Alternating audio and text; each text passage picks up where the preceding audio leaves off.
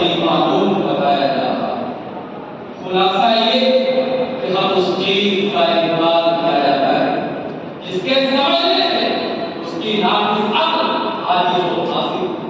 یاد رکھیے یہی فکری اختلاف ہے، حالانکہ ایسا اختلاف ہے جو دبے کام والا ہے اور ایک سست رفتار ذہن کی ہے کسی قوم کے وجود میں ہے۔ سامعین اور ایسے حالات ہیں جہاں ہمارے لیے واجب اور ضروری ہے کہ اس فکری اختلاف کی روک تھام کے لیے لائحہ عمل تلاش کریں، وہیں برادرانی وطن کے سامنے اسلام کی صحیح تصویر پیش کرنے کی ضرورت ہے۔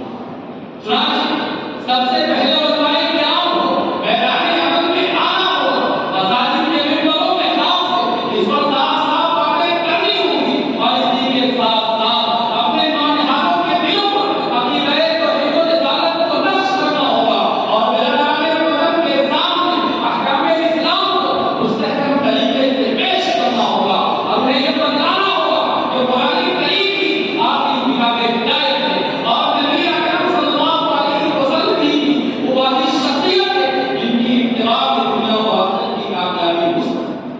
انہیں اس بات سے مشاہد کرانا ہوگا کہ اللہ تعالیٰ نے حدود کے ساتھ اور تعزیری قوانین کو نافذ کر کے لوگوں کو ظلم کے بجائے ظلم سے روکنے کا ایک حکیمانہ انداز اختیار کیا ہے۔ جیسا کہ ارشاد کو اپنی ہے وَلَكُمْ فِي الْقِصَاصِ حَيَاةٌ يَا أُولِي الْأَلْبَابِ۔ اسلام نے دارالعلوم ازدواج کی اجازت دے کر شہوت رانی کے بجائے تعداد نکاح کی حد کر دی۔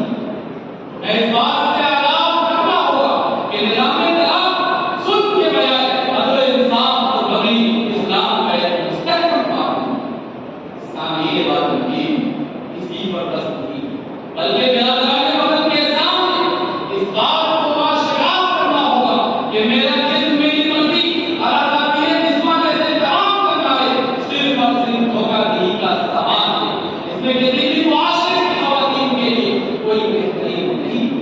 یہ سلسلے میں اسلامی تعلیمات کو واضح کریں، انہیں یہ بتلانا ہوگا کہ معاشی امانت کے لیے عورتوں کی تعلیم کو ذریعہ بنانا غیر فطری بھی ہے، غیر اسلامی۔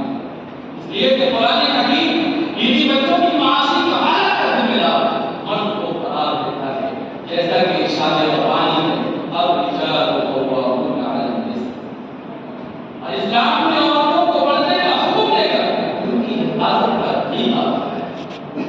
حقائق بس نیز ان کے سامنے دیگر اسلامی تعلیمات کو بیان کرنا ہوگا اور یہ بتلانا ہوگا کہ یہ دنیا ہمیشہ رہنے والی نہیں ہے، اصل زندگی آخرت کی زندگی ہے۔ جیسا کہ ارشاد والی ہے وَمَا الْحَيَاةُ الدُّنْيَا إِلَّا مَتَاعُ الْغُرُورِ، کہ دنیاوی زندگی صرف دھوکے کا سامان ہے اور دنیاوی زندگی کے بعد دوبارہ زندہ ہونا ہے اور تمام اعمال کا حساب و کتاب دینا ہے۔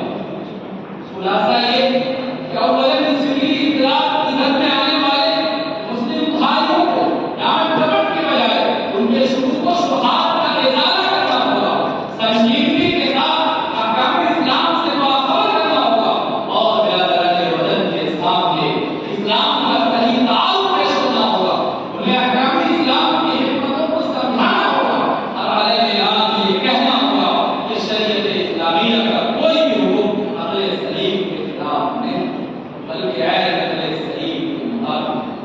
اور ساتھ ہی ساتھ اسلامی تعلیمات کو ان کے سامنے عقل کی روشنی میں پیش کرنا ہوگا تاکہ ان کو سمجھ کر ان پر ایمان لا سکے اور کمزور اہل ایمان کا اعتدال ختم ہو جائے۔